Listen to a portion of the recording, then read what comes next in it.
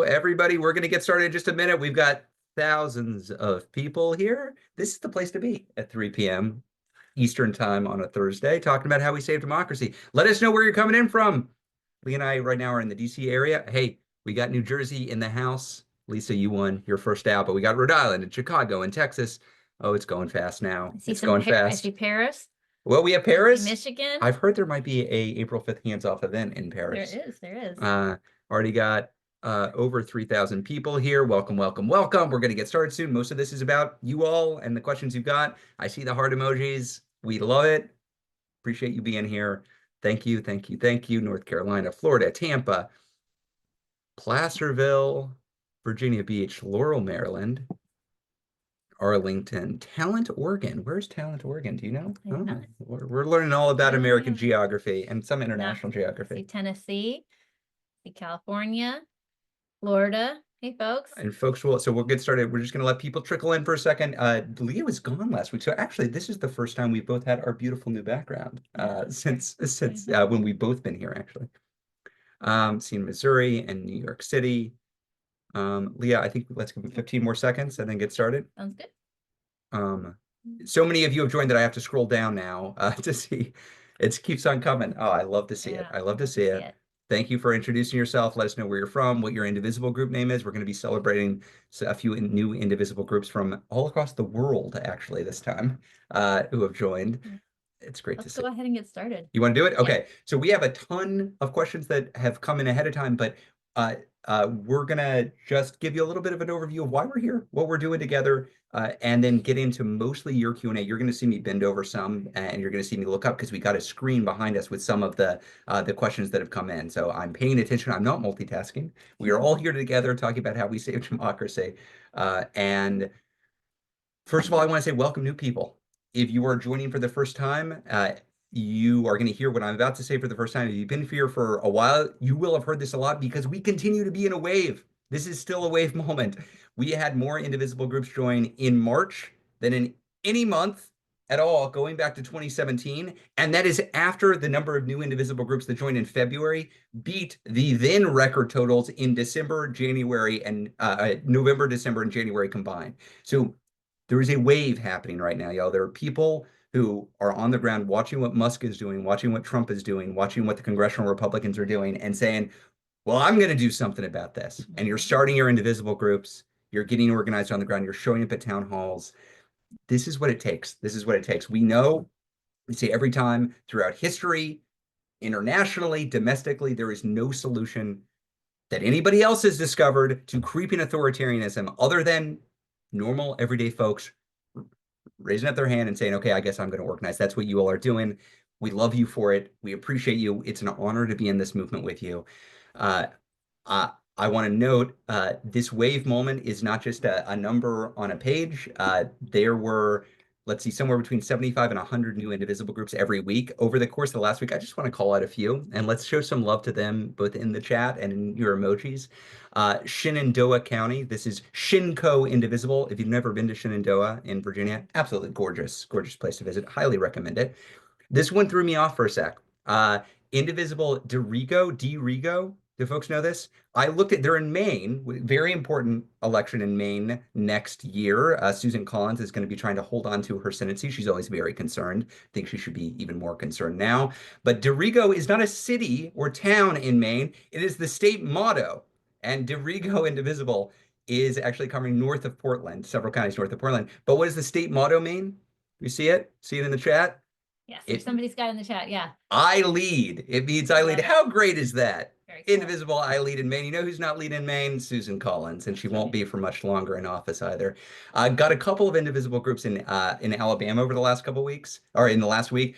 These registered back to back, which is pretty cool. Indivisible Mobile, Alabama, and Indivisible at Northport, Tuscaloosa Indivisibles.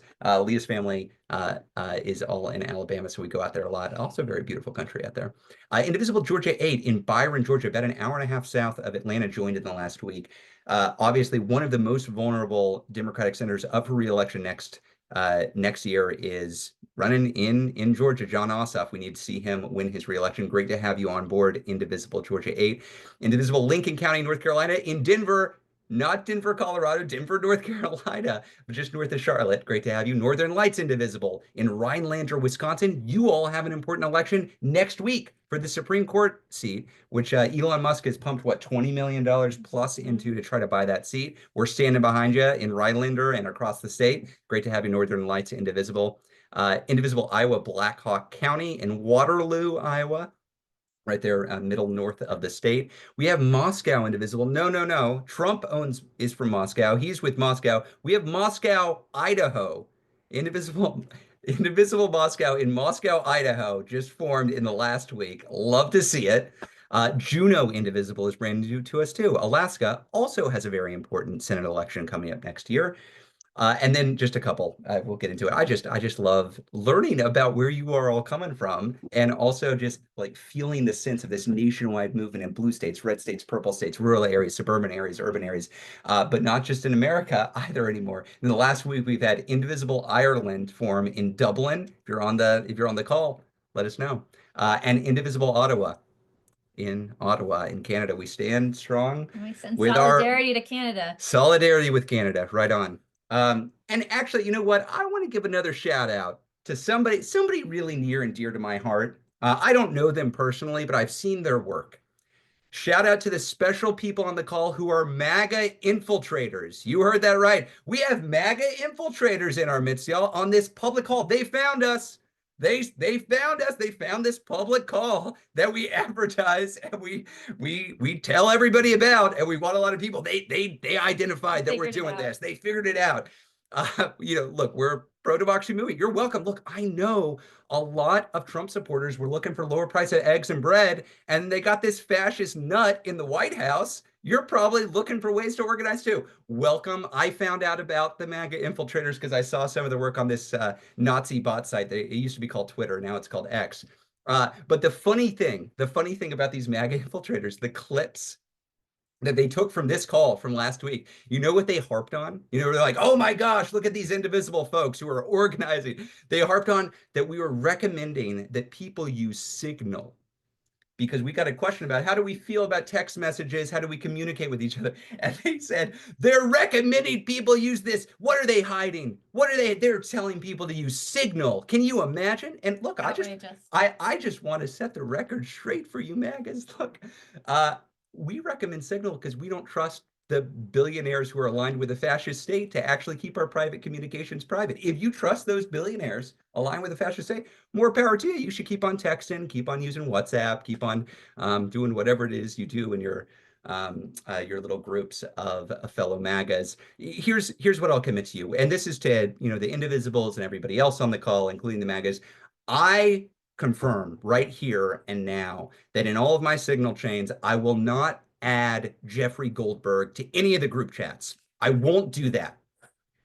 Here's another thing. I won't share state secrets either in those Signal group chats. I'm not going to try to use Signal to circumvent, to get around the existing constraints that are out there in law that govern the Freedom of Information Act, that impose requirements on officials at the Department of Defense and the Department of State and other federal government departments that require us to record our documents and retain them for the public purpose. I won't do any of that. I can't guarantee that about the asshats who are goose stepping behind in this fascistic clown show of an administration, but for Indivisible, there's my guarantee. And I do recommend to all of those of us who are organizing for democracy, Signal is a good tool. Just don't inadvertently add journalists to your group chat, and don't break the law like the Republicans in Congress administration. Yep. Indeed. Okay. I think we had enough fun with that. Leah, I think the plan right now is to talk a bit about what we're up against, what the current state of the world is, and you're going to talk a little bit about some of the threats that we've been seeing, and then we're into Q&A.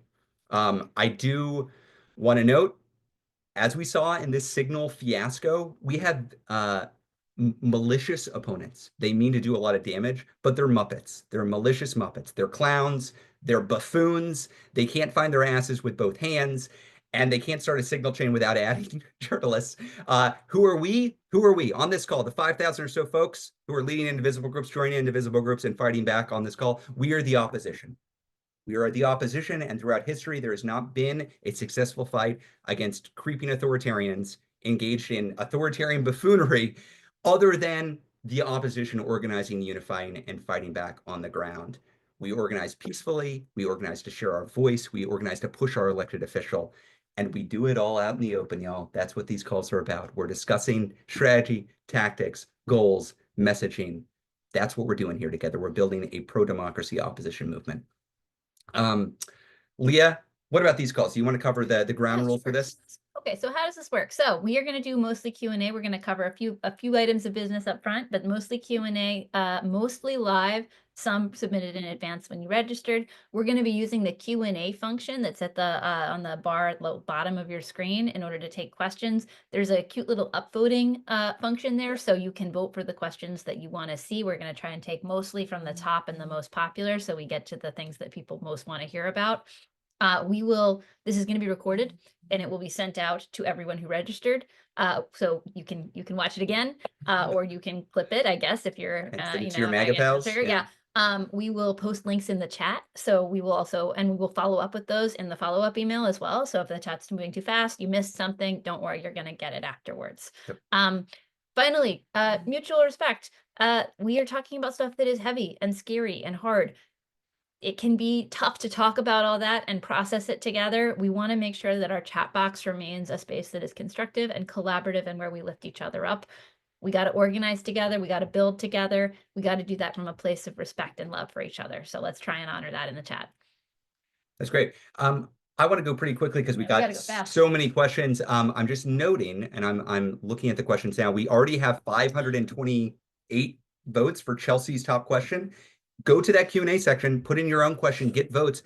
We're not hiding it from any of these questions. If you put it in there and it gets a lot of votes, we're just going to go through from the top to the bottom. So please do go and vote there. I want to cover three things pretty quickly. We put this in the newsletter on Monday, but I'll just cover quickly. Recess, dim leadership, and April 5th, just so we're all on the same page of what's happened, where are we going next.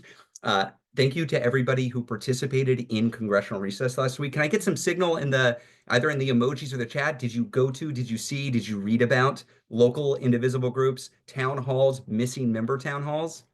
I'm seeing a lot.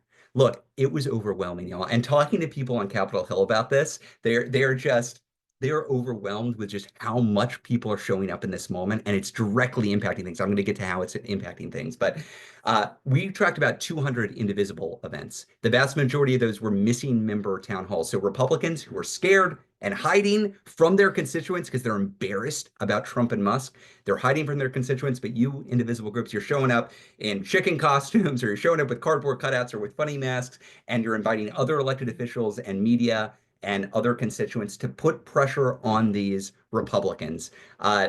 We saw local stories, state stories, national media stories. I think when you do this, it can feel good because you see your name in the press or you see some evidence that is showing up out there. But that's not why we do this. It's not just to get the coverage, although that feels good. There's a reasonable question you might ask is, like, is this working? Is this having any impact? Are people actually taking note and turning against the MAGA coalition?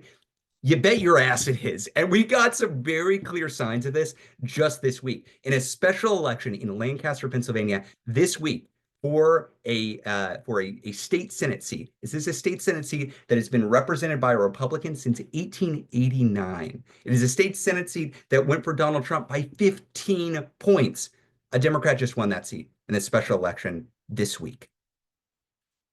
Bonkers. Now, you might say, but is that just an anomaly? Is that just Lancaster in Pennsylvania? Probably the Republicans aren't that worried that this is a sign of things to come. Oh, no, no, no. They are very worried. They are so worried that Elise Stefanik, who represents a quote unquote safe Republican district, a Republican +9 district in New York, who had been nominated to be ambassador to the UN, in the last hour or so, her nomination's been pulled. The Republicans do not want to have to run in that district, even though it is supposedly a safe Republican district, because they understand the backlash is nationwide. It's nationwide. It's not just in city centers. It's not just in blue districts. It's not just in blue states.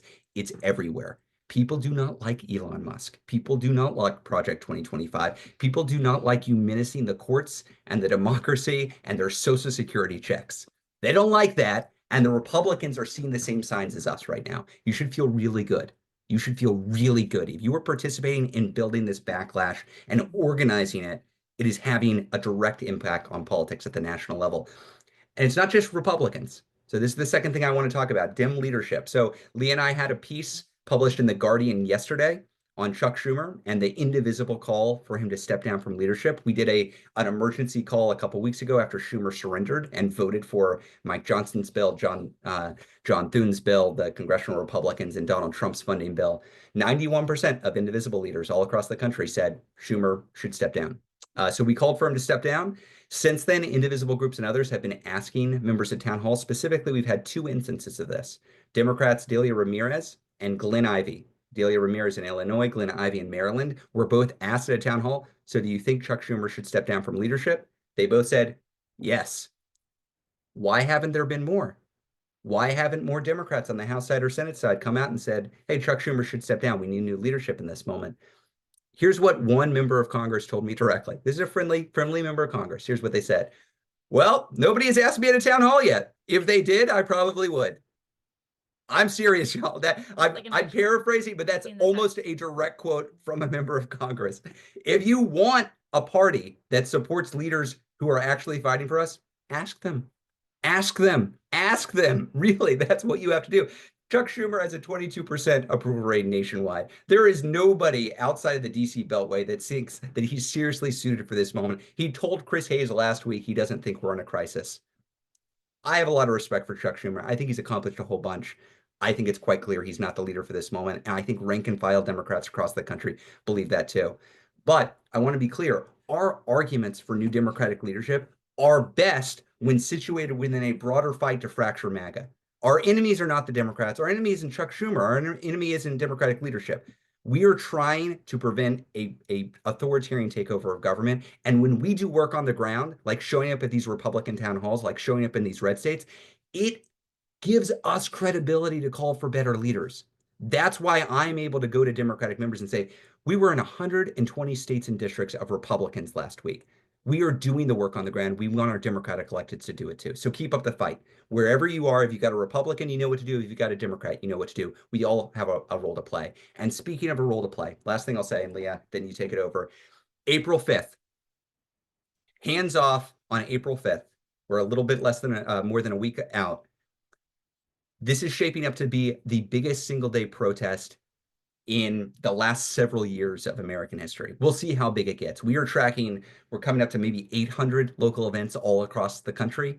We're getting tons of events every single day. This is everywhere. Some of it, in some places there are events already. You should prepare to join and to get as many of your friends and family and colleagues out to join as well. If you are in a town where there is not yet an event, congratulations. You are leading an April 5th hands-off event. We need you to go to handsoff2025.com and register that event so more people know that they can go. This is an opportunity for us to break through the zeitgeist deal. This is an opportunity for it to not just be people who are engaged on the ground in activist circles, but it becomes something that we all do together, and we really need that. So please make it a priority. Look at how you're showing up, where you're showing up, when you're showing up on April 5th. Okay, Leah, with that, do you want to talk about the overall environment in I want to talk about one specific reason why we think this is important, right? So April 5th, it's called Hands Off. It is about all of us coming together. Whatever motivates us, we're coming together to push back on this government. They are out of control. They are wrecking the things that we depend on to lead good, dignified lives, and they're doing it to benefit themselves. But there's also something that I think is really important to name, because over the last couple of weeks, we have seen a swift escalation in attacks on civil society, on people, freedom of speech, on the basic infrastructure of the rule of law, looking at law firms, at institutions of education. You're saying, Leah, speak up. You know what? I'm going to try to plug in this. Higher education institutions. Looking at, all of the ways in which innocent people are being taken off the streets, kidnapped for their political views. This is all part of an authoritarian playbook. It is intended to create anticipatory obedience. And we should be real. Compared to 2016, a lot of elite institutions have gone with how do I make myself later in the line as opposed to how do I hold the line for democracy, right? There are a lot of people who make nice salaries and have gotten a lot of respect in our society to represent institutions in media and business and higher education who are not doing their job right now to stand up and hold the line for democracy. And there are some people who are actively, throwing in. There are some people who are doing that out of fear. This is a moment when political leaders have failed. Institutions that should be defending democratic norms are flailing. Everyone is looking left and looking right. That is exactly the moment when a massive show of popular opposition from regular people all over the country can matter the most, right? Because is it ridiculous that we need to buck those folks up? Yes, yes, it is. I am pretty frustrated about that. And also, is it needed? Do we need each individual person, wherever they are across society, to understand that there's a mass popular movement that is rising up and pushing back and that will have their backs if they're brave too? Yes, we do. So that's what we're doing. That's right. I think actually that's a great segue to the top question that's been voted on so far. And actually the two top questions, Chelsea is winning with the two top ones. Just going to remind everybody, we've got about 40 or so minutes left on this call. This is just going to be Q&A now. We're going to go to the questions that some that came in ahead of time and many that are just coming in live here. And so we'll take the top one, which is over nearly 800 votes. Chelsea says, please talk about safety for April 5th. What should us ordinary folks who are not leading indivisible groups or organizing the events locally be aware of and or prepared for? What concerns do you have about the threats against peaceful protests outlined in Project 2025? I know you do not want to be us to be scared by their posturing, but this event has gotten a lot of publicity and feels like it could be an easy target for bad actors. Great answer, Chelsea, really, or a great question, Chelsea. Well, first, let me say, we absolutely hear the concern, and this is something that we are ourselves tracking and planning for as well. We have done host training around safety and de-escalation. We obviously are incredibly clear and very aggressive about identifying our commitment to nonviolence everywhere that we show up. Everyone here knows this is a nonviolent movement full of regular people who are trying to stand up for democratic values. So first piece of that is just kind of naming and being clear about that. I think the other piece of this is, and this is guidance for everyone, whether they're organizing or showing up, part of the way that we show who we are is we make these spaces fun and joyful and family oriented, right? We think about, I know there are folks here who schedule, who have bands come, who have dance parties, who have kinds of, bubble machines, like the kinds of stuff that actually indicates this is about regular people who are bringing, their whole selves out to protest, who are bringing an aura of joy and support for each other, who are clearly demonstrating in a way that indicates that even if the government is failing us, we're going to have each other's backs and we're going to do it in a way that's collaborative and joyful. I think there's also pieces of this around, just to be clear, safety and de-escalation training. We will be sure to drop those links in the chat. But the fundamental thing that I think we have to do is clearly message who we are, why we're here, what we're doing, and make sure that people understand through and through that this is a nonviolent movement committed to better things for everyone here.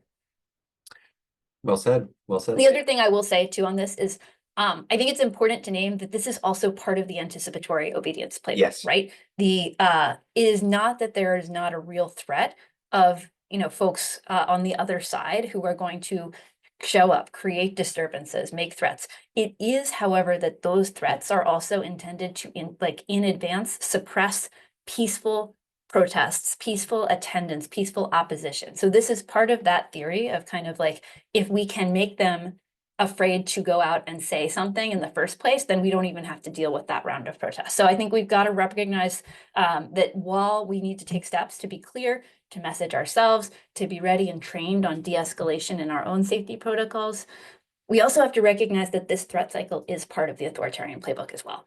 I'm just noting from the chat as you're talking, Leah, people talking about drummers and the raging grannies singing old protest songs. Yes, love it. A lot of dancing and singing, a lot of energy around kazoos, which is really fun. Interesting. I'm not sure how I feel about that for me, but what, you don't? Oh, the singing with the kazoos. Kazoos. Oh, but you know what? If you like it, then great, go for it. We got a lot of energy around kazoos. I'm into it. Bubbles as well. Cowbell. You can always use more cowbell. Yeah. Absolutely. This is great. And drums and more cowbell, indeed. Oh, and sunflowers, tambourines, love it. Yeah, we should have fun with this, y'all. This is a people-powered movement. We want people to be part of this. Yes, we're fighting the serious buffoons that are doing terrible things around the world, but we're joyful too. we're joyful about it. Joyful. So Chelsea also got the next top question, I will Yeah. note. It feels like, and this speaks to what you were just Yeah. talking about too, Leah, it feels like the authoritarian actions are really escalating. The disappearance of people like Mahmoud Khalil, innocent Venezuelans, and others scooped up as gang members. What can we do? So bottom line, what can we do to Yeah. accelerate the resistance? Yeah, absolutely. No, it is, you are correct that they are escalating and they're doing it intentionally, right? Like it's very clear that they've chosen to consistently plant this as a place where they're threatening to defy or actively defying court orders. This is absolutely something that is happening. And I mentioned this in the opening, but part of the reason why we think it's really important to have a mass show of popular opposition on all fronts right now is because of this escalating pace of repression of civil society, of individuals who have spoken out for Palestinian or for justice for Palestine, of immigrants here in the country, folks who are seeking asylum. All of these are coming together in kind of a mass Trump administration effort to quell dissent, to instill fear in entire communities across the country, to demonstrate that they are above the law. And so the short answer is we are building the muscles for the kind of opposition that can stop this. I know that can feel incredibly insufficient in a moment when unbelievably damaging and horrifying things are happening.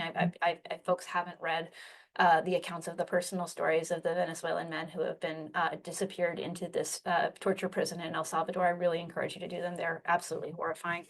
And we've got to build the popular opposition that's capable of bringing this to a halt. And so I wish that I could say, and we've got the full plan and everything is going to roll out, but for the next thing for us is just that big show of strength. That's right. So I'm going to bounce back to a couple questions that came in ahead of time on April 5th, specifically. Skylar in Alabama asked, is it better to attend a large gathering on April 5th or local one if both are possibilities? I always hesitate to answer these questions because I just don't know your local circumstances as well as you do. I don't know how long your drive is, et cetera, et cetera. I would say both are totally valid options, okay? Because what we're going for here is a surprising number of people in a surprising number of places to disrupt the popular story that there is not broad opposition to Trump. So it's good to have a lot of people in major cities. It's good to have a lot of people in smaller communities or in red areas or in places where you might not expect that protest. So you got to make the call for yourself, but both are good options. I generally agree with that. Like, you're going to know your local context. I will say I would not advise to traveling for hours and hours to go to a protest. If you're doing that, that's probably time that you could spend better elsewhere. And it's certainly, to Leah's point, we want a surprising number of events in a surprising number of places. I work for a member of Congress who represented 12 or 13 counties. It was Austin, Texas, which was kind of a progressive center, but also a lot of rural and red counties. Austin would get protests and gatherings all the time. It would be pretty regular. And our gauge for whether or not an Austin event was a big deal was how many people are there. Like, that's what you look at for the numbers. But when you look at the rural and red communities, if people were getting active there, just the mere fact that there were 20 or 30 or 40 people out in one of those areas, we'd be like, oh my gosh, it's even happening there. So you can have important impact organizing in your small town, even with a relatively small number of people. I think that so don't undercount or don't think you've just got to be part of the big mass march in DC or New York or in other city centers. That's fine if you're near there. That's great. Contribute to that. Go there, but I wouldn't recommend traveling hours to get there. One of the questions that we got was around, we got a few questions about how we recruit new people here. And in fact, my survey that we sent out after the last Indivisible, or after the last one of these What's the Plan calls, was about what do you need? What can we give you to help you recruit? And by far, the top thing that was requested from you all was you wanted easy to post social flyers or social materials that you could just put on a Blue Sky or put on a whatever your social media or send around to friends and families. The good news, we have that. We have that. We also have flyers, physical flyers that you can print out and post around. I know a lot of people are spending this weekend going around their town, posting up to public places, flyers, show up on April 5th at the Hands Off event. That's good work to do now. You don't know who's going to see that and maybe show up. But again, we are a people-powered pro-democracy movement. We need to be out in the open. We want to reach people where they are. So If you go again to handsoff2025.com, there's a section that says social. There are graphics that you can take, you can print out, you can post. Use it. Hopefully it is useful to you. We want to pull in more than just the choir here. We want to reach beyond the choir and get new people engaged. Leah, anything else on recruitment? Okay, I'm going to bounce back to questions that are coming in live. We've got Molly. Oh, what a great question, Molly. What do you feel most optimistic about right now? What do you feel most worried about? Oh gosh. There's- I think I'm going to give an answer that kind of blends the two, Okay. which is that I think that the Trump administration is both kind of terrifyingly ferocious in how fast and how hard they are coming for a lot of different facets of our society. Yeah. And in some ways, that also creates the largest set of opportunities and coalitions to fight back, right? Or to push back, right? Because smart authoritarians, they figure out how to keep everybody on their side in order to preserve their power. They're like, these are the institutions, these are the leaders, these are the businesses, these are the, the media institutions that I'm keeping on my side, and I'm going to reward them so that they're part of my coalition. What they are doing here is more like vengeance palooza. They are just, it's chaos, it's petty, it's vengeful, it's scattered, it's unpredictable, and it's also not stopping even when certain institutions, bow to them, right? So if you look at, for example, the Columbia University, right? Columbia University has indicated that it is going to accede to a pretty shameful set of demands from the Trump administration. And the next thing that the Trump administration says, okay, well, we've got another set of demands, right? They're not, we're going to keep holding your funding, right? What that says to everybody else is, oh, there's no amount of giving in. There's no amount of obedience that I can do that makes me safe. And that's obviously pretty scary. Yeah. And also, it is the opportunity for us to pull people in, even some of those folks who maybe would not have done it, or maybe who were not in the first group of people to step forward and be brave. So that's it's not the most helpful answer, but I think that when you think about a version of this where they've been smarter about how they kept people together under their umbrella, they could have consolidated power in a different way. Look, I'm most optimistic about y'all. I mean That's the better answer. that's it. I mean, I believe what I said at the outset. I don't think there is a solution to creeping authoritarianism that doesn't involve normal people stepping up and organizing. I think that's what we've seen time and time again, whether you're talking about the Deep South in America, whether you're talking about taking down Slobodan Milosevic, whether you're talking about any historical examples we have are normal everyday people decide, okay, well, I guess I've got to organize. Like that's what I've got to do. And we are in a wave moment, and normally those wave moments last a week, maybe a month. We are 4 months in, and more people are coming together and organizing where they are. That should look, I mean, it's incredible. It's incredible, and it makes me optimistic about what's to come. I think that's why we can hope for something different to occur. The thing that I'm most worried about, I would even hesitate, Leah, honestly, to say that it's Musk or Trump or congressional Republicans. They are largely behaving the way that I thought they would. I mean, we put out an Indivisible guide the week after the election, and we said, look, we have a 900-page document called Project 2025. That's what they're going to implement. And you know what they started doing? They started implementing Project 2025. So it's not that that's not a threat. It's not that that's not doing a lot of damage. It's that I'm not worried about it. I know what it is. You can read it. It's online. I think the thing that I'm finding, frankly, pretty disconcerting right now is Democratic leadership sticking its head in the sand and not responding directly to the moment that we're in. I'm worried about that. And I would like to see more movement on that front because I don't want to be in a position of being angry with Democrats for not fighting hard enough. That is not the goal of Indivisible. That's not the goal of what we're doing here. We want a unified opposition party that we can rally around. A good example of this, we spent a lot of time criticizing Hakeem Jeffries in the House for not actually taking the moment seriously, for going on a book tour in the middle of a constitutional crisis. But Hakeem Jeffries, he whipped his caucus on the funding bill. He did a good job on that. And we have been celebrating him, and we've been thanking House members for joining together on that. That's good. That's what I would like to see. I'm disconcerted that Schumer didn't do that. And he didn't just phone it in a bit. He completely surrendered. And the response to him completely surrendering so far has been an apology tour and has been little other movement from Democratic decision makers to come out and say, no, it's time to go. I think we need to see that, and we're not seeing the kind of movement there that we would need to see. And until we have that, I think we're going to have a lot of concerns about the strategies and tactics and messaging of what should be the opposition party. So that that's what I would put high on my list of concerns. And if you want to read more about that, we have an op-ed in The Guardian yesterday about why we think it's time to change. Next highest question from Shanice. How do we get momentum going for impeaching and removing Trump and his cabinet? Can we amp up that messaging in the April 5th protests, tell our members of Congress other ways, because Trump has to be removed to stop the damage? This is not the first time we've gotten a question on impeachment, and I appreciate people continue to bring it up. We do have like theories around impeachment. We were among the first to call for Trump's impeachment during his first term, both times.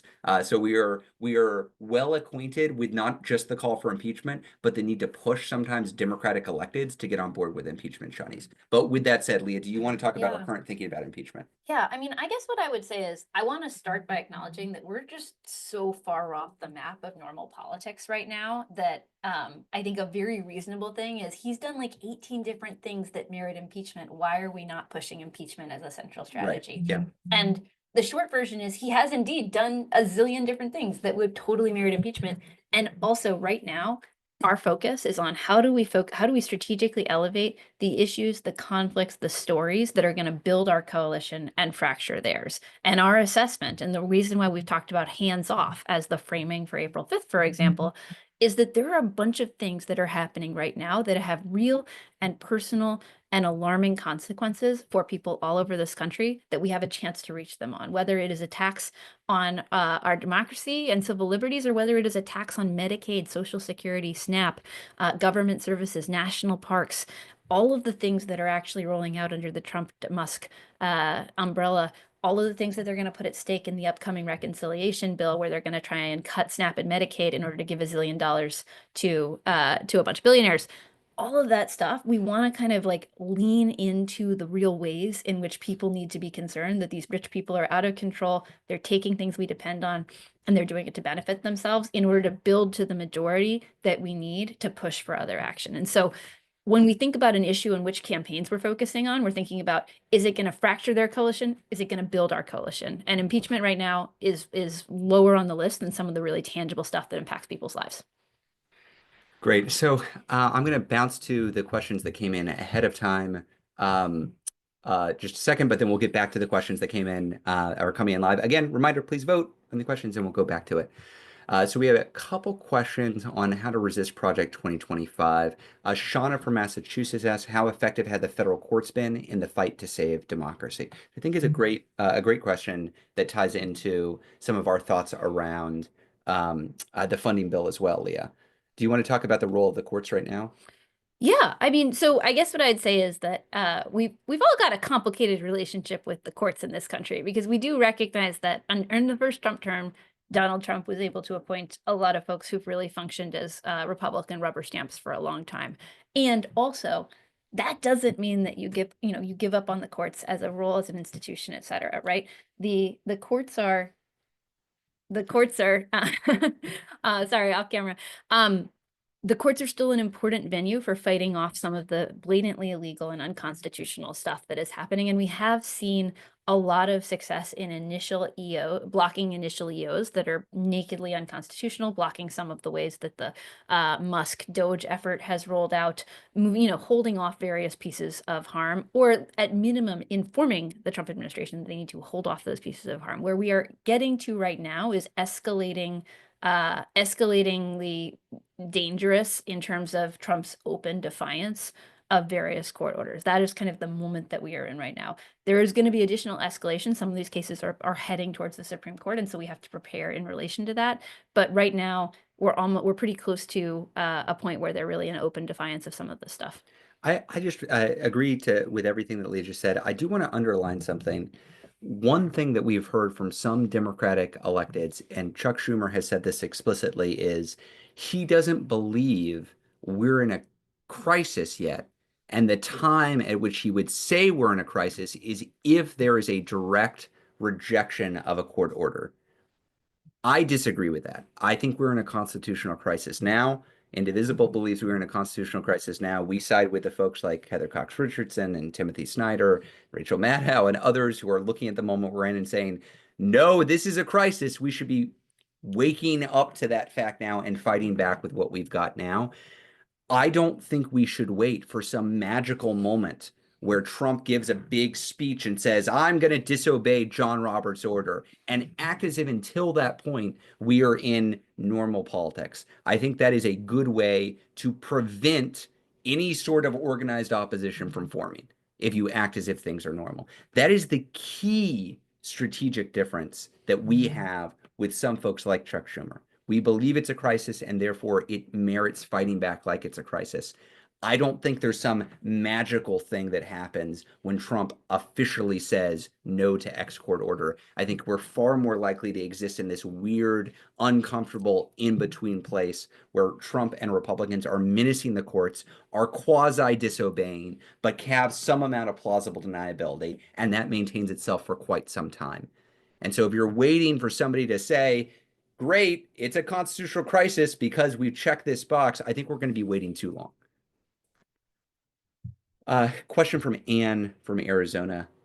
Can Congress pass legislation that limits and redefines the president's use of executive powers? Absolutely. I mean, yes. And indeed, there were some good bills along these lines that were proposed and did not successfully move forward in the Biden administration. I think the basic problem that we face right now is the problem we face on pretty much everything, which is that Congress is, controlled. Both chambers are controlled by Republicans who decide what comes to the floor and who will probably vote no on this. So in order to get to the point where we can get legislation that would refine the use of executive powers, we gotta flip the House, we gotta flip the Senate. That's right. Let's bounce back to the questions that came in live. Molly asked large demonstration. I think we answered this already. So Molly, the question was, should we go to a large demonstration or a smaller one nearby? I think we already covered that. So I'm going to move forward. Thank you, Molly, for the question. C. O'Gwyn at Rocon's Bakerfield town hall. He said, we only need to shift 3 Republicans to block the harmful budget cuts, but we need to get facts out to their constituents and suggest a one-pager on things that will resonate in red districts, like the amount of cuts to Medicaid, etc. Do you have, or could Indivisible provide a one-pager on key facts for red districts and could share in helping pressure the reps? 1,000%. Look, I think Roe is largely correct here. They have a minuscule margin in the House of Representatives. What the next Republican priority is this reconciliation bill. Now, reconciliation is basically a big old budget bill that only requires 50 votes in the Senate to move forward. They've got 53 votes. They only need 50 in order to pass it. No filibuster applies here. In the House, they have a minuscule margin. So you peel off, just a handful, and that would be enough to sink it. This bill, because it is being purely written by Republicans, is going to be deeply, deeply unpopular. To your point here, cuts to Medicaid, cuts to food stamps, cuts to Meals on Wheels, cuts to a lot of very popular programs that and all of those cuts in service of giving billionaires more money through the tax code. Like that's what this bill is going to look like. We'll find out the details as we go on, but that's what we're looking like. I don't know if we're going to be able to peel off enough Republicans to sink it in the House, but we sure as well got to try. We got to try our best. And that is going to look like exactly like what you're talking about here. It's showing up as constituents in these town halls or in these empty chair town halls and saying, why on earth are you backing Elon Musk's attempt to cut my Social Security or my Medicare or my Meals on Wheels? Do not vote for this bill. It needs to look something akin to the 2017-2018 fight to save the Affordable Care Act. Again, something they tried to do through reconciliation, but they ultimately couldn't get the votes to get it done. Maybe we win this and we sink the reconciliation bill. And if we don't, all of those representatives need to lose their seats. Just to pat Indivisible groups on the back a bit, last week, not a single one of the 15 most vulnerable House Republicans held a public town hall. Not one of the 15 most vulnerable. But in every single one of those 15 districts, Indivisible groups from the district were holding empty chair town halls. Every single one. So this idea of we need to put pressure on the most vulnerable Republicans, absolutely. That's the game plan, y'all. That's what we're doing. We are in the midst of doing that. It's not just a town hall, though. This is one reason why we're pushing April 5th so hard. There need to be events in all of those districts saying hands off our Medicaid, hands off our Social Security, hands off our Medicare, hands off our food stamps, hands off our Meals on Wheels, hands off our schools, hands off our community, hands off our democracy. We have the ability to do that, but we've got to show up and send that signal. And some number of those Republicans might see the writing on the wall and say, okay, I can choose between voting for this reconciliation bill or having a fighting chance in keeping my seat in Congress. And we want that political calculus to be as crystal clear as possible. That is the choice point.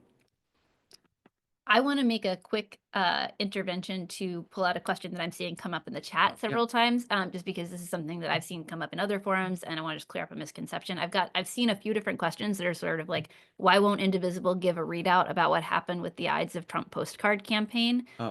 There seems to be some kind of like, I don't know what's happening where, but some kind of perception that Indivisible ran the Ides of Trump postcard campaign. This was as best I am aware, like a totally grassroots organic effort. We were not involved in running that campaign, and thus we have not been providing a readout on it. So just want to clear that up. Not totally sure where that got started. This is a let 1,000 flowers bloom kind of moment where lots of people are going to have ideas and move with them and run with them. We can't support everything. We're going to kind of focus in on specific strategic interventions that we think we can really focus on for ourselves. But just wanted to say that because I know there's some people who are disappointed and wanted to have more there that we do not have more. Sorry. Great. Thanks for that, Leah. Got a question. Next top voted question is from Robert, who says, what can we do to mobilize Democratic leadership? From Robert Reich, who we love, and I was just talking with their folks over there recently. Where the hell are Democrats? Be loud, condemn what's happening, run everywhere, run down ballot, get yourself a new generation of Democratic leaders. I have standing to say this at a ripe old age of 78. Make good trouble, rally Americans, give them hope, give Trump hell. Robert, we agree. Look, here's what I would say. Indivisible is not an arm of the Democratic Party. We're not. We aren't now. We never have been. Our goal is not to elect some Democrat or to increase the power of Democrats. That's not why we operate. Our goal is to save American democracy. That's it. That's what we're doing. That means sometimes we find ourselves working hand in glove with elected Dems, and I love it when we can be in that position. And sometimes we are in the position of saying the emperor has no clothes. That's what we're doing with Chuck Schumer right now. He's got a 22% approval rating around the country, and a total of 2 Democratic electeds at the national level have so far called for him to step down. Two. He's got a 22% approval rating. Do you know what Donald Trump's approval rating is? It's in the high 40s. Elon Musk has an approval rating in the mid 30s. The top leader of the Democrats in Congress right now is a 22% approval rating. Congressional Democrats have a 21% approval rating. Rank and file Dems want fighters. That's what they want right now. And one thing that we are doing is to communicate to them, we want to be on your side. We want to rally around you, but we need you to fight back. You got to fight back. And if you don't do that, it's not going to be good for you. It's not going to be good for the country. It's not going to be good for our democracy. I do just want to add to that. There's the corollary to kind of pushing the folks who are not doing what we want is rewarding the people who are 1000%. doing what we want. So if you've got a rep who's doing a great job, you got to make sure that they are hearing from you a lot about how much you appreciate them. If you see somebody on the national stage who's doing a particularly great job, drop a small dollar donation, right? Like these folks talk to each other. If people get positive reinforcement for what they're doing, other folks get jealous and want to do more of it. So just, make sure that as you're kind of letting your own representatives know what you want to see, you're also giving people a lot of love if they are brave and proactive and energetic. Can I just say how this worked a little bit? Like, I Yeah. think there was a learning moment here. So we earlier this year, we called out that a good tactic to use.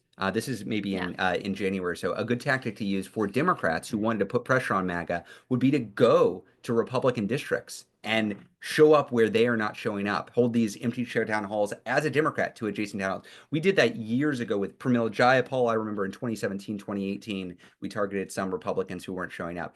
And we called for this, and we were telling people to do that. But there's always this resistance, to try new tactics or more aggressive tactics. But eventually it started happening. Bernie and AOC started barnstorming the country, going to red states and getting big crowds.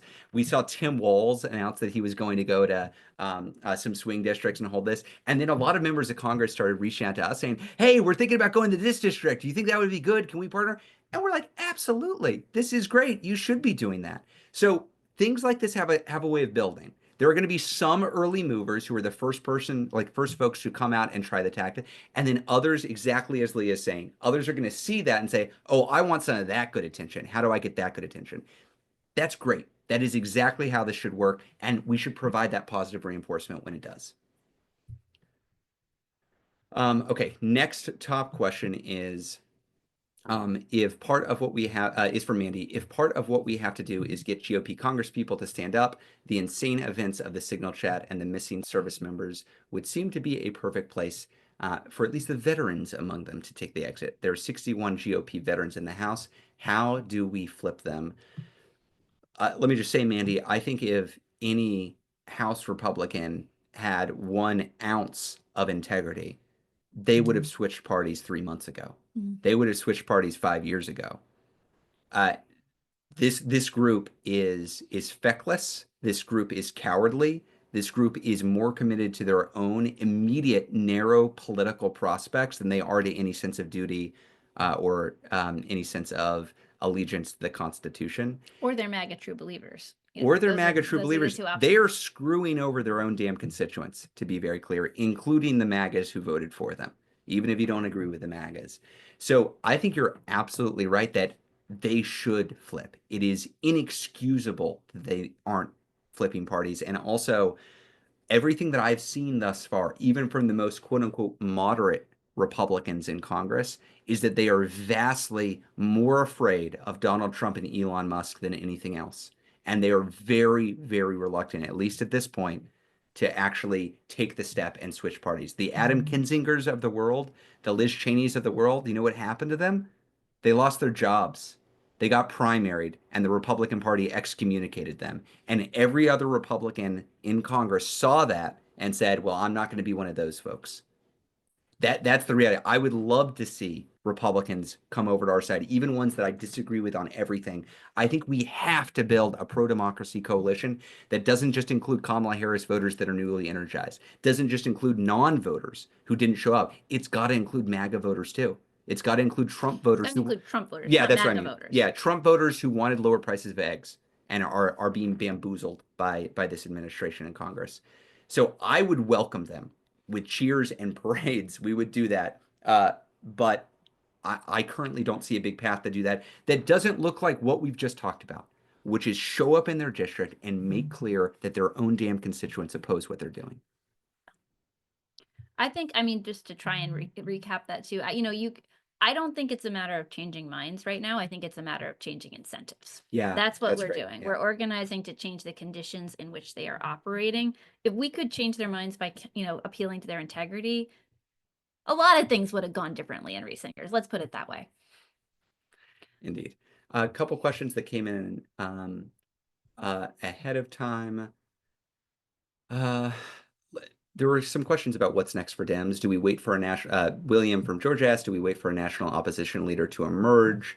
And do we draft some? If so, how?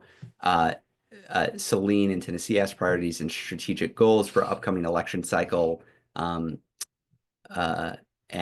Michael in California asked about how do we ensure free and fair midterms going forward? So different questions about like how do we contend with the realities in front of us, both failure of Democratic leadership in the immediate term, figuring out what we're rallying around in 2026, and how do we ensure that there are indeed free and fair elections? That was a lot. That's a lot. That's actually kind of a lot. Okay, well, so I guess what I would say is in terms of a national opposition leader emerging, people have to test a bunch of things and see what gets reactions, right? Nobody knew when Bernie and AOC launched the tours that they were going to do a few months ago that they were going to get massive, massive crowds everywhere they went. They went out on a limb. They tried something. A lot of people responded because they were showing up and they were fighting back. Other people are going to try things. We don't necessarily need, one person who's been coronated as the leader. It would be nice if the actual official leadership, Democratic leadership in Congress was committed to some kind of communication strategy. That would be cool. But we don't need like one official leader. What we need is a lot of people trying things and breaking through and testing and see what works in order to successfully land messages. And so I don't think that it's a matter of trying to get a top-down answer here. I think it's a matter of encouraging a lot of people to be energetic and experimental and get out there. I mean, I would even go a step further. There will not be a leader of the Democratic Party until at least 2027. That's a reality of the political world that we're living in now because we've lost the House, the Senate, and the presidency. So right now, everybody is vying for the strategic direction of the party, and that's the folks who are inputting, like providing input on that are members of Congress, outside groups, grassroots groups, unions, donors, pollsters, messaging experts. There is a big discussion going around about what stance should Democrats take. That should be very frustrating for those of us who are looking at the threats on the other side, but it's also an opportunity for you all. It's a real opportunity because what it means is you can provide that strategic input simply by organizing in your own community. You have a voice. You can influence the direction that the party goes by organizing. And like I said at the beginning, a member of Congress told me, well, I haven't been asked to come out for Schumer to step down. If I get asked, I probably would. Push, demand the party that you want. Organize around the issues that you think make the most sense. Provide positive feedback to those who are leading and provide pushback to those who aren't. That's what's going to lead the party in a good direction. Waiting for somebody to ride in on their horse, regardless of how great they are, it's not going to happen. It's going to happen because we're demanding something better. Question about how do we, well, so I'm going to go to Suzanne and then I'll go here. What is being done to help legal immigrants who are being illegally detained by ICE? Suzanne asks. Yeah, I would expand that more generally, right? I think what we're seeing pretty clearly is that the Trump administration is going after a bunch of people who they have no reason to go after, right? Whether that is asylum seekers who are here in this country who are legally seeking asylum and who they are completely unlawfully and illegally labeling as gang members and deporting to this gulag in El Salvador, whether that is students who are here on green cards or on student visas who have been outspoken on campuses around Palestine, whether that is some of the attacks that we've seen and some of the efforts to deport undocumented folks who are just here living their lives, and the kind of attempt to push to suppress people who are activists in that space. All of these are part of the same agenda, right? It's intended to create widespread fear and to have a chilling effect and to suppress anybody, discourage people from coming here, discourage people from staying here, and discourage people from using their First Amendment rights if they are here. So I think we got to see it all as part of the same story of a pushback against fascism for all of our rights. And we've also got to be clear that it is not a big jump from going after somebody who's got a green card for exercising their First Amendment rights to going after anybody, regardless of their immigration status, regardless of whether they are an American citizen, for exercising their First Amendment rights. This is all of our fight. So that's the first piece that I would say here. The second is, I think we've got, for individuals, they're going to have legal counsel, they're going to have representation. It also matters whether they're elected officials who are really in there fighting for them. So for example, I know our Washington folks are heavily involved right now in the case of an Indivisible Skagit member who was detained by ICE 24 hours ago, 48 hours ago. Yeah. Pushing your elected officials in Washington to be really aggressively advocating on his behalf, trying to raise the alarm and make really clear what has happened and get that to as many people as possible in your area. We want to make sure that we're campaigning for these folks. We also want to make sure that we're holding this overarching story of the threat that all of us should collectively understand that we face by this kind of terrorizing of whole communities and open refusal to obey the rule of law. We're going to do a few more questions. I just want to note we follow up each of these calls with a survey. At the last one, as I mentioned, we were asking what can we produce for April 5th. In the past, we've also asked strategic questions. The survey that's going to come after this is going to be a little bit of a vibe check and how you were, and it's related to the next question, which is why I bring it up now. How are you feeling? How are folks in your community feeling? And how are these calls going? We've been doing them now for every single week now this year. It's grown precipitously, and also that can change the character of the calls. Like we love that a lot of people are here. We love that we get to engage in this Q&A. I get a lot out of it, and I hope that you all get a lot out of it too. But we're always improving. Like the voting system for the questions came out of feedback that we got, and I think it's a big improvement. So I would really encourage you. I would welcome criticism. I would welcome constructive, or even if you're angry about something, let us know. We're building this together. This is experimental. There's no big like TV crew here. This is Leah and I in our bedroom, and a great team at Indivisible who helps put this on. But if there are things we can do better and the things we should be experimenting with, we want to hear it. So please look out for that survey and let us know your thoughts. Um, we are a little bit over, but we'll answer a few more questions. We always answer a few more questions because we want to get through as many as possible. And there are a few more that got near 200 votes. So with that, let's go to Stacy's question. And Yeah. Leah, maybe we'll take a couple more. Sure. Okay. Stacy asks, how do we address fear and intimidation we feel?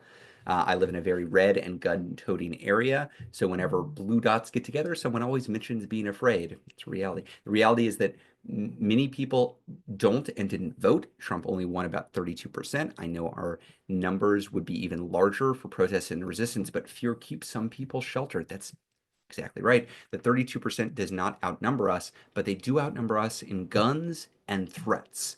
How do we motivate the scared, the timid, the fearful to make good trouble? Stacy, a beautifully written Beautiful question. question. Yeah. Yeah. Yeah. Well, so I'll say a few different things. The first thing that I think we've got to do is recognize this cycle of fear as part of the authoritarian playbook again, right? This is intentional. It's a lot easier for them to govern a population if they have made everybody involved afraid in a way that prevents broad-based pushback. So we've got to recognize this as part of the playbook. We got to be intentional and disciplined about our own communications and our own framing. So creating welcoming, joyful communities, like I said, being incredibly clear about the fact that we are peaceful, that we are nonviolent, that we want what everyone in America wants, which is to live good and dignified lives where we all belong and we all have a voice. Making clear what our values are and who we are and how we're going to show up in everything that we do. And then also creating communities wherever you are. I mean, your question itself indicates that you're getting people together. That's good. That's important. Form ties, build bonds between people who share those values. Not everybody is going to be brave enough to show up to the first protest. That's okay. Keep talking to them. There will come a time when what is happening is so deep in their heart, sits so deep in their heart that they have to show up. You want to have kept that door open and keep inviting them in when they hit that moment. And I think the final thing that I will just say here is I don't want to overplay or underplay the risks here. There is not a risk-free way to organize against a would-be fascist movement. That's real. And also, the way that we get out of this is each of us steps forward and other people see it and they step forward behind us, okay? So we're all going to take on a little bit of risk in order to all get through this together. Feel like can we all just take a breath together real quick?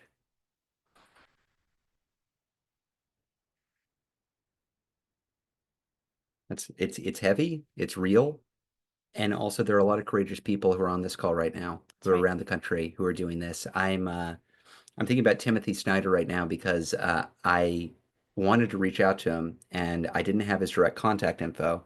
And I posted to Blue Sky, hey, can anybody connect me to Tim Snyder? And we are connected now and we're talking tomorrow.